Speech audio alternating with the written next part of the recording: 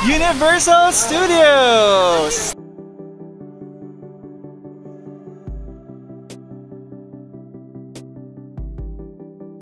Let's go, tingnan natin. Let's check it out.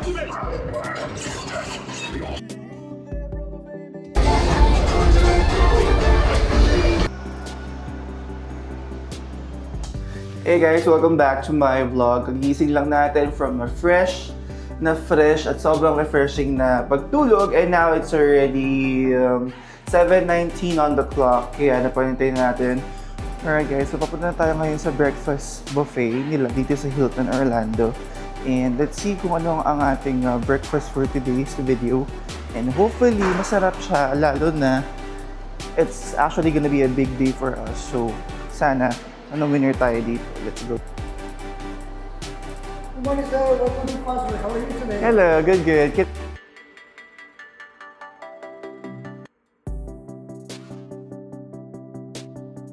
So guys, andito tayo ngayon sa Hilton Orlando breakfast. Kaya, it's not my first time dito, pero parang alam ko na kung na-expect ko.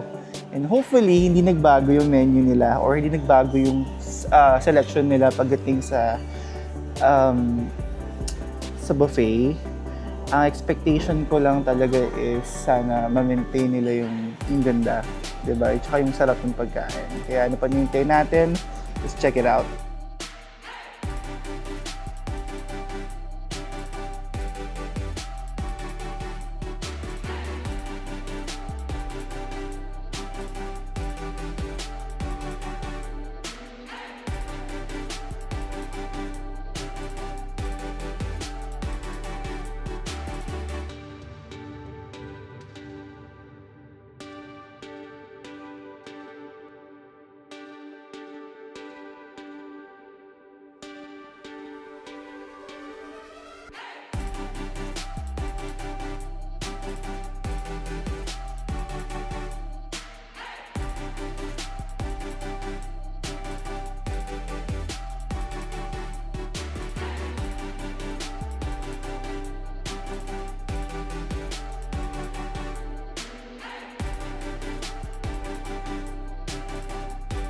Alright, so guys, medyo nagugutom na ako sa mga nakikita ko. So, ano pang hinihintay natin? Kumain na tayo. Let's go.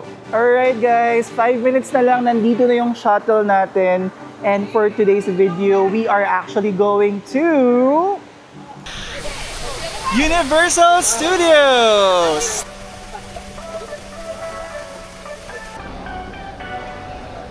Grabe guys, it's been a while since nakapunta ako dito sa Universal Studios. Sa totoo lang guys, hindi ko in-expect na after how many years pagkatapos. Kasi I think na based on kung talagang natatandaan ko pa, alam ko kasi na itong Universal Studios, napunta ko na siya bago ko graduate ng high school dito sa Amerika. And then yun yung parang naging parang naging graduation present or Christmas present ng papa ko sa akin. And then after nun, hindi na ako nakabalik ulit kasi nga syempre nag-graduate ako sa Pilipinas. And then little did I know, who would have thought na makakabalik na naman tayo dito sa Universal Studios, na nakakatuwa kasi nga hindi ko talaga in-expect, as in sobrang saya ko lang, and it brings back a lot of memories, lalo na nung high school ako, and ay grabe. Pero ngayon, sige, puntahan natin kung ano nga ba, or may nagbago ba sa itsura, ano ba yung mga rides. Samahan niyo ako sa mga rides, sa mga food trip na gagawin natin dito sa Universal Studios. Alright, so dito sa Universal Studios, meron silang tinatawag na Halloween Horror Nights na every 7 PM ata nagsisimula. Tapos bawat station or bawat sulok ng Universal Studios ay may pa-horror theme. Kung hindi horror theme, may mga pa-horror house. Yan. Of course, syempre, pumunta tayo sa ating pinakaunang ride. Ito ang Despicable Me Minion Mayhem. So yun nga guys, so medyo napapaaga-aga ang ating ride. Siguro naghintay rin ako mga 10 minutes dito sa ride na to. Tapos, in fairness, ang ganda. Ito pala yung tsura ng loob ng bahay ni Groot. So, you're all here because you want to work for me. I usually take this time to eat. I have to do this kind of quick. Hello, I'm Groot. What's your name? They should be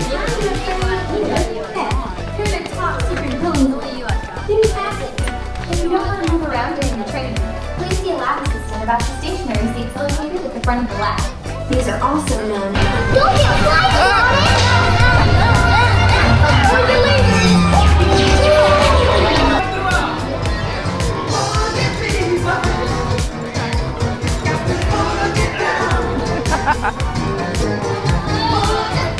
Alright guys, natapos na yung ride.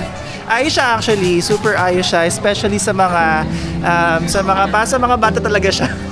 Tsaka sa mga fan ng Despicable Me at ng mga Minions, nakakatuwa. Pero anyways, sige, lumabas pa tayo at mag-explore pa tayo. Tingnan natin kung ano ba yung mga iba pang mga ganap dito sa Universal Studios Florida. Let's go!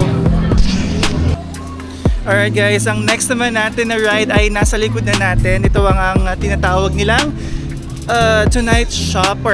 Race Through New York City, starring Jimmy Fallon. Kaya panintay ninyo, samahan nyo ako, let's go! Alam nyo ba, itong entrance na to, super familiar siya sa entrance sa NBC talaga sa New York. Ganito yung tuning niya guys.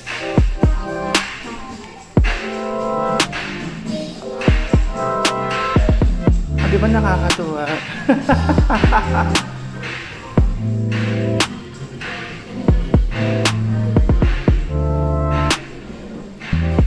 Yung mga ganap nila dati.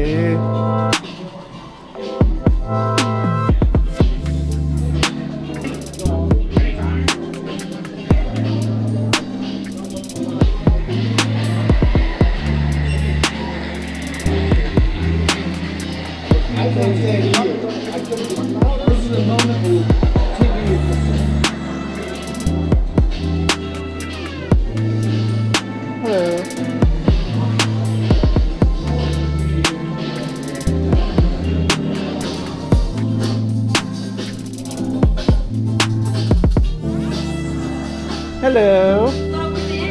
Okay. Thank you. Yep, you're gonna pick up your racing goblet in the line. Gotcha.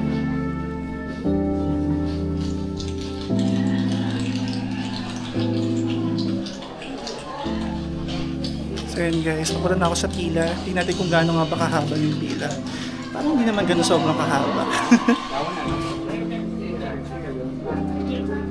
Free of any obstructions before buckling your seatbelt, which fastens from right to left.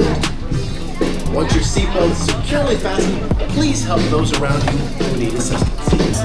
Alright, so katatapos lang natin ngayon guys sa Jimmy Fallon ride. Let's see kung ano naman ang susunod.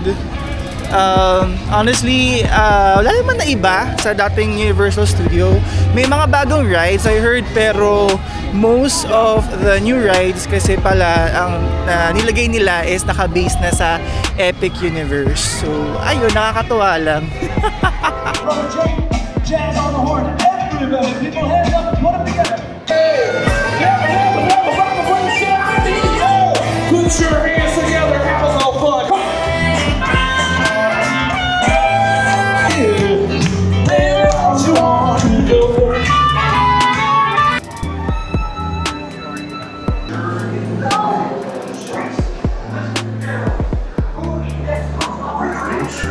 I am Optimus Prime. I know we are asking much of you this day, but the Decepticons leave us no choice.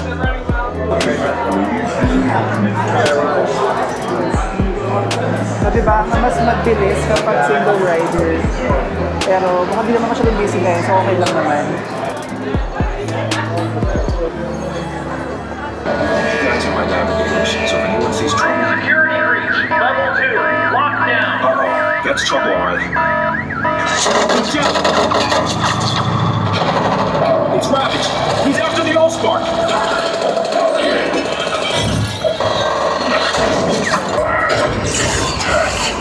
The All-Spark.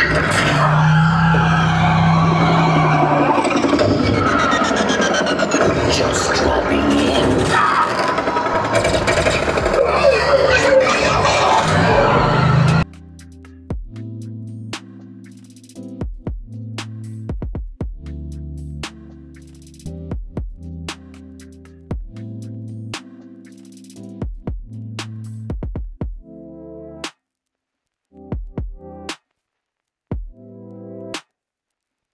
Guys, we're on our way to Fast and Furious Supercharged na ride.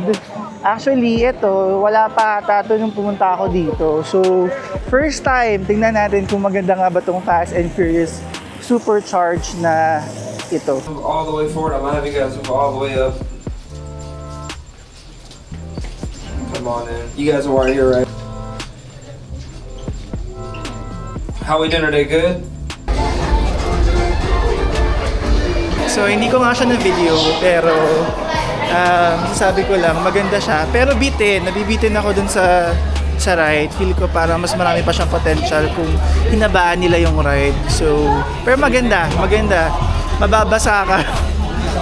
Mababasa ka and like, hindi naman sobrang basang-basa. Hindi siya water ride, pero talagang ramdam na ramdam yung action or pagka-action niya talaga. Grabe.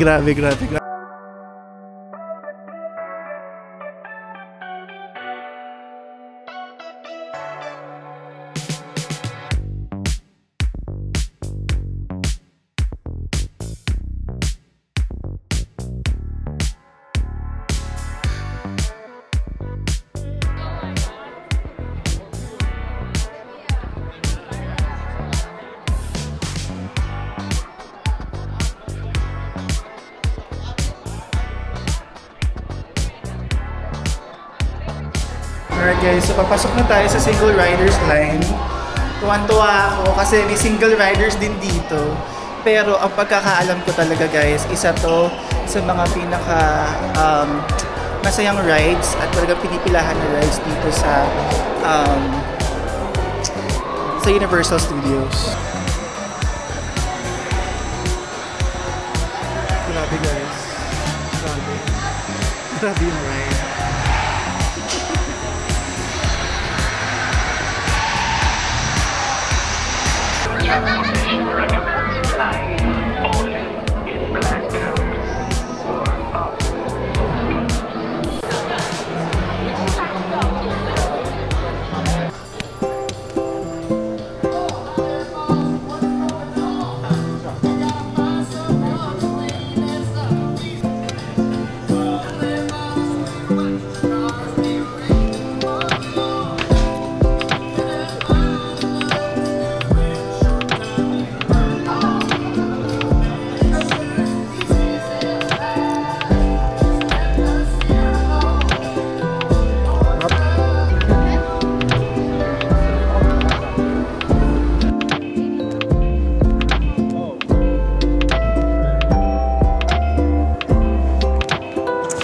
Alam niyo, hindi ko lang sure kung napansin niyo, pero isa sa mga perks talaga kapag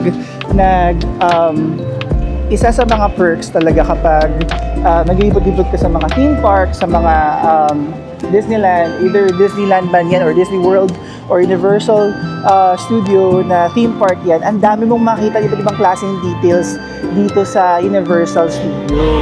So katulad dito, sinasabi nila dito na dito daw sa Universal or part ng Universal, ito yung part ng maraming theme about sa New York. So someone na nakapunta na ng New York, na ilang beses na punta ng New York, yes, somehow, if I'm gonna rate it, it's actually 8/10. Yes, 8/10 na gayang-gaya nila yung New York. May mga parts lang na pagpunta ka ng New York siguro dahil nga nag-update na sila or medyo updated na yung New York ngayon, medyo hindi sila nakakahabol. Pero definitely, may mga parts ng New York theme ng Universal Studio na kuhang-kuha naman talaga. Kaya ang ganda lang talaga. Give it.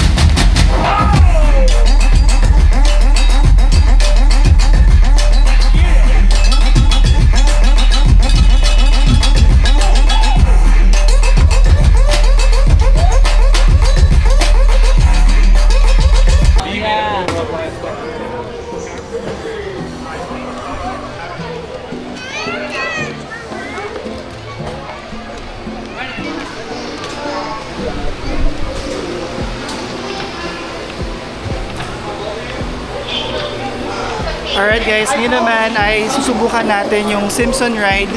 Let's see kung pwede mag-video. If not, ano na. Guys, so kalalabas lang natin ng The Simpson ride. Actually, bawal daw record sa loob. Pero nakakatuwa doon is akala ko talaga totoong roller coaster siya, guys. Hindi siya totoong roller coaster. Simulator din siya, pero masaya siyang ride actually.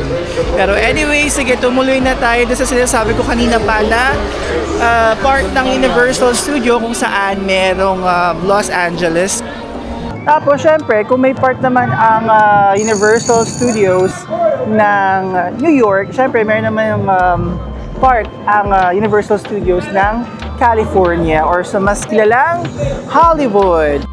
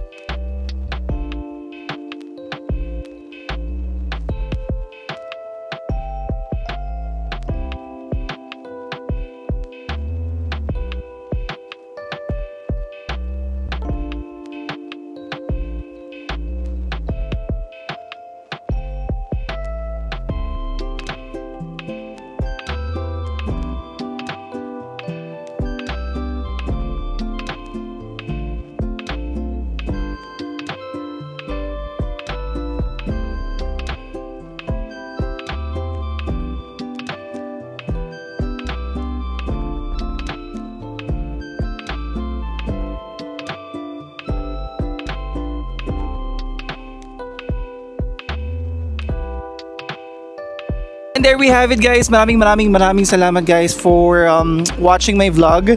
Again, maraming salamat. It's been a while since nakapunta tayo dito.